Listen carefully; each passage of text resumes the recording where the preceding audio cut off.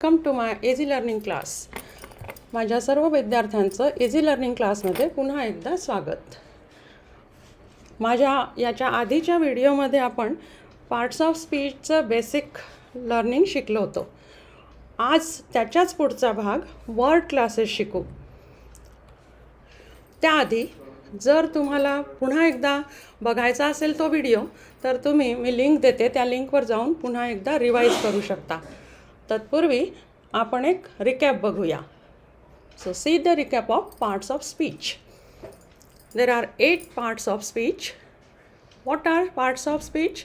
शब्दांच्या जाती. लँग्वेजसाठी शब्द फार महत्त्वाचे असतात आणि त्या शब्दांनाच आपण वेगवेगळ्या प्रकारात इथे पार्ट्स ऑफ स्पीचमध्ये अभ्यासतो. त्यापैकी noun, naming words, pronoun, replaces nouns, verb, action words, adverb describes verb, adjective describes noun, preposition shows relationship, conjunction joining words and interjections feeling or emotion words. अशा प्रकारे हे 8 प्रकार पार्ट्स ऑफ स्पीच आपण मागच्या माझ्या एका व्हिडिओमध्ये अभ्यासलेले आहेत. आता पाहू वर्ड क्लासेस.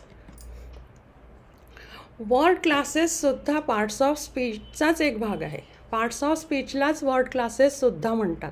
फक्त थोडंसं वेगळ्या पद्धतीने आपल्याला याच पार्ट्स ऑफ स्पीचचा अभ्यास करावा लागतो जर आपल्याला वर्ड क्लासेस शिकायचं असेल तर.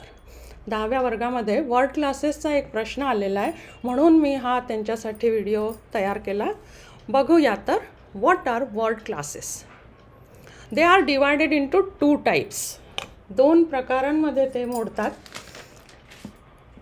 एक ओपन क्लासेस किंवा ग्रामॅटिकल वर्ड्स आणि दुसरे ओपन क्लासेस वोकॅब्युलरी वर्ड्स आणि दुसरे close classes grammatical words. Open classes 4 प्रकार त्याच्यामध्ये मोडतात. नाउन, वर्ब, ॲडवर्ब आणि ॲडजेक्टिव्स. हे सगळे वोकॅब्युलरी वर्ड्स आहेत आणि जवळजवळ 90% डिक्शनरी आपली या शब्दांनी भरलेली आहे, कारण हे व्होकॅब्युलरी वर्ड्स आहेत आणि खूप जास्त प्रमाणामध्ये आहेत. त्याचे number of words are too many and they are included in open classes. Close classes जे आहे ते ग्रामॅटिकल वर्ड्स आहे. ते मर्यादित आहे, लिमिटेड वर्ड्स असतात त्याच्यात. जसं प्रोनाऊन, काही मोजकेच प्रोनाऊन्स आहेत. प्रेपोजिशन, कंजंक्शन आणि डिटरमायनर्स. याच्यात आता एक थोडासा भाग मी इथे डिटरमायनर्सचा याच्यासाठी टाकला की जो पार्ट्स ऑफ स्पीचमध्ये खूप जास्त डिटेल होत होता, म्हणून मी तो या पार्ट्स ऑफ स्पीचच्या व्हिडिओमध्ये न टाकता इथे सांगितला आहे. तर हे सुद्धा क्लोज क्लासेसमध्येच येतात. थोडक्यात पाहू डिटरमायनर्स काय आहे.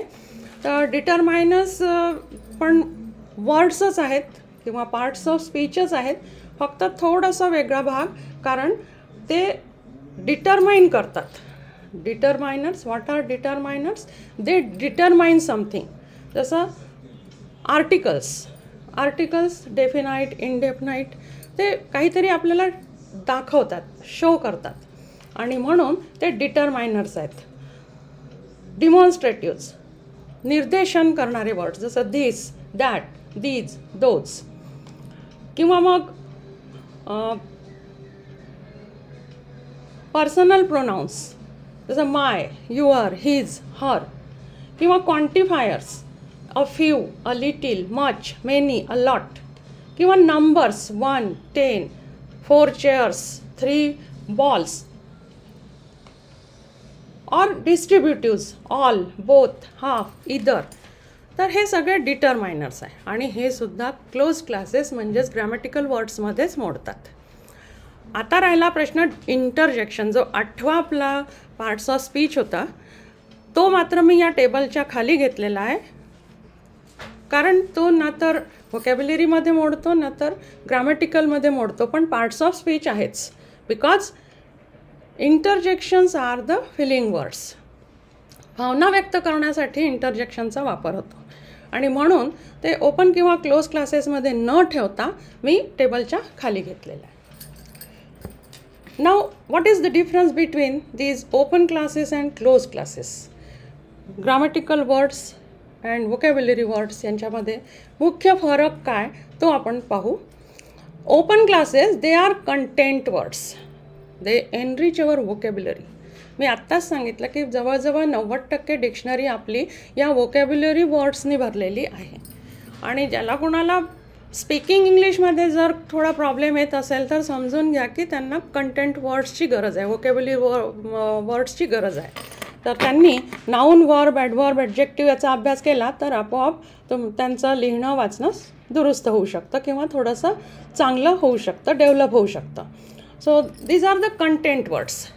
फॉर एक्झाम्पल ब्युटी, नाऊन, त्याच्याचपासून तयार झालं beautiful adjective, beautify verb and beautifully adverb.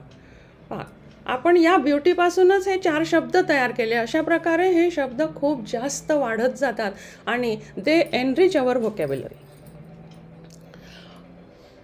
Again the open classes, how they are formed by adding or deleting something. For example bright, brightness, ness add केला, नवीन शब्द तयार झाला. बिलीफ, एफ कॅन्सल करून आपण तिथे ईच्या पुढे एफ आहे, एफ कॅन्सल केला आणि ई लावलं, बिलीव, नवीन शब्द तयार झाला. अशा प्रकारे ही व्होकॅब्युलरी दिवसेंदिवस वाढत जाते. नवीन नवीन शब्द येतात आणि ते याच्यामध्ये ॲड होतात. हे सर्व शब्द ओपन क्लासेसमध्ये आहे.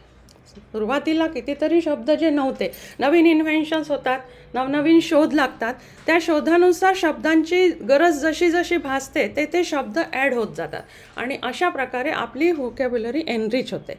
आता सध्याचंच उदाहरण पाहिलं तर कोरोनाशी संबंधित ज्या काही शब्द होते ते शब्द आधी नव्हते, ते आता आले. कारण त्याच्यासाठी लागणारे जी औषधं आहे, जे काही मेडिकल टर्म्स आहेत, त्या सगळ्या ज्या आल्या त्या नवीन आल्या, त्या सुरुवातीला नव्हत्या. मग अशा प्रकारे शब्द वाढत जातात. पण हे शब्द कसे असतात, हे ओपन क्लासेसमध्ये येणारे शब्द आहेत. कारण ते एक तर नाऊन असतात, जसं आता कोरोनाचं औषध समजा कोरोनिल औषध आपण पाहिलं तर कोरोनिल नवीन शब्द आहे. हा शब्द तयार केलेला आहे त्याच्यानुसार, म्हणजेच काय, कोरोना नील होतो म्हणजे कोरोना जातो म्हणून त्यांनी नाव ठेवून दिलं कोरोनिल. हे नवीन शब्द आला, हे ॲड झाला नाऊनमध्ये. तर अशा प्रकारे जसजसं काही शोध लागतात, नवीन नवीन इन्व्हेन्शन होतात, काही मेडिसिन्स आहे, काही मेडिकल टर्म्स आहेत, अशा प्रकारे ज्या काही नवीन शब्द येतात ते सगळे शब्द या ओपन क्लासेसमध्ये जमा होतात आणि म्हणून ही व्होकॅब्युलरी आपली वाढत जाते. क्लोज क्लासेस मात्र तसे नाही, because they are structural words. They are only grammatical words. They never change. They cannot be changed at any cost. For example, now pronouns. आता pronouns he, she, we, they, you. काय बदल होणार याच्यामध्ये? काहीच बदल होत नाही. जसे आहे तसेच राहतील. Prepositions above, to, under, after, before, below. Conjunction and, but, because. सगळे शब्द जे आहेत तेच शब्द आहेत. त्याच्यामध्ये काही बदल किंवा काही नवीन ॲड होण्यासारखं नाही आहे. झालेच तर फारच कमी, नेग्लिजिबल नंबर्स त्याच्यामध्ये ॲड होतात. So they are close classes.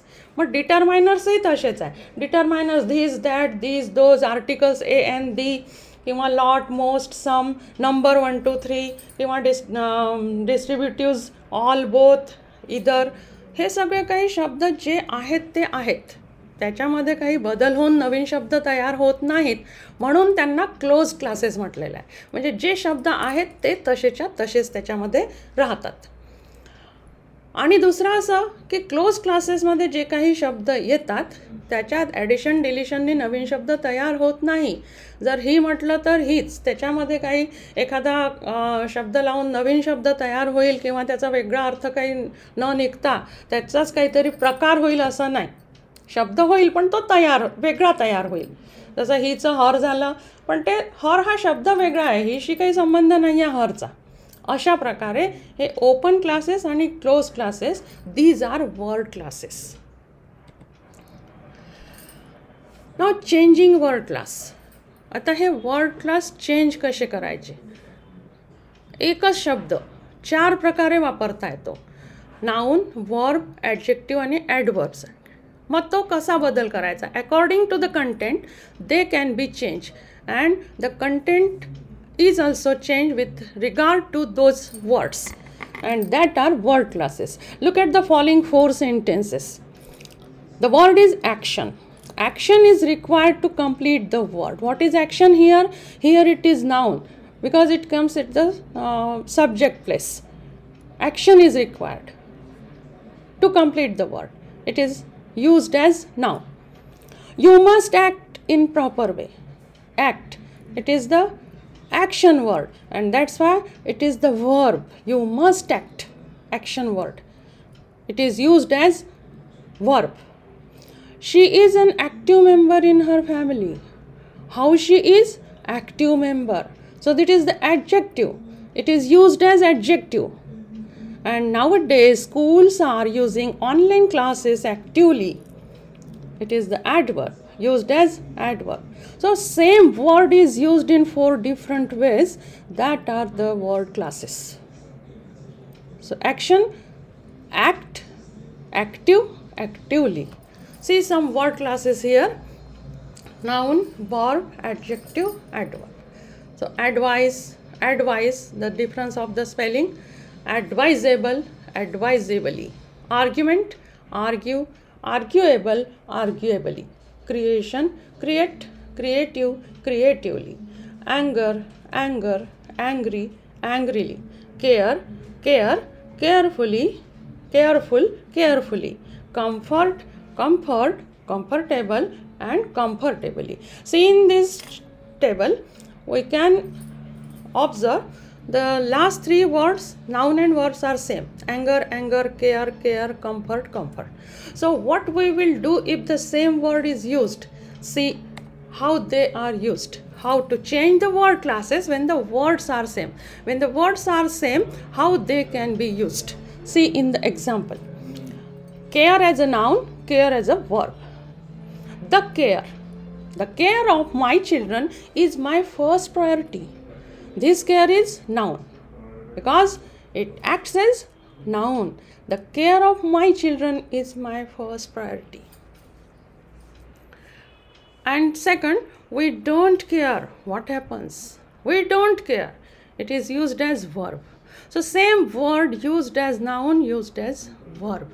So same activity is given in the 10th class unit 1, 1.4, Be Smart. There is a language study section, and in that section this activity is given, but it is very short activity. You can practice by these given words and you may be perfect in that. So I have given the table, so you can use these words in your own words and practice it. In the book this example is given, doubt and doubt, doubt as a noun, doubt as a verb. I doubt if I can write as fast as you, and I have a doubt about this topic. So first doubt is a verb and the second doubt is a noun. So how we can determine that this is the verb and this is the noun? By their work, how they work in the sentence according to the context. You can say that it is the verb and it is the noun. So such is the word classes you can determine, you can use, and you can probably enrich your speaking and writing, and for all the 4 skills it is very useful for developing the English skills and most probably writing and speaking. So such words can be used by changing the context. That is the word classes. So practice the words and be perfect. So this is all about the word classes. Thank you for watching. Please like, if you like my video, please share and subscribe. Thank you.